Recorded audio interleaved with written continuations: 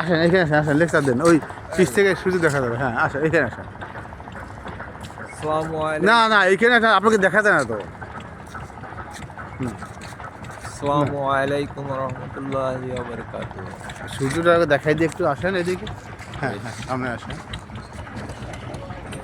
শুধু টাক দেখবেন, আর কিছু হ্যাঁ, দেখার হ্যাঁ, দরকার হ্যাঁ, নেই। হয় না, ও ও হয় ও না। ও, ওই ট্রাকের মধ্যে সূর্যটা পড়ে যায়, বুঝতে পারছেন? টাকের মধ্যে পড়ে। হ্যাঁ আপনি এক এক করেন। নেন বলেন। আবার বিসমিল্লাহির রহমানির রহিম।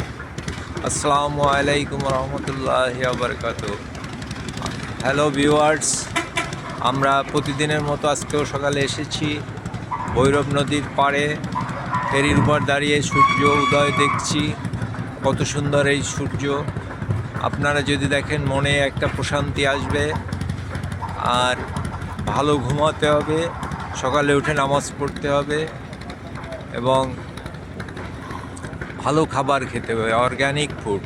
অর্গ্যানিক ফুড এমন কিছু না, নামটাই শুনলে একটু লাগে, কিন্তু অর্গ্যানিক ফুড হচ্ছে স্বাভাবিক খাবার দাবার, কীটনাশক এবং সার। হাইব্রিড সার ইত্যাদি দ্বারা তৈরি না। স্বাভাবিক প্রক্রিয়ায় যে শাকসবজি হয় সেগুলো খাবেন, নদীর মাছ খাবেন, গোশ খাবেন, গরু, ঘাসে চড়ানো গরুর।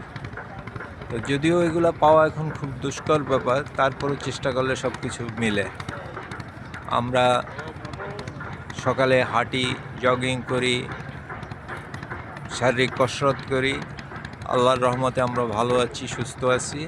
আপনারাও নিয়মিত এক্সারসাইজ এবং খাবার, মানসিক প্রশান্তি ইত্যাদি করবেন, দেখবেন ভালো লাগবে, সারা দিনটা আপনার ভালো যাবে।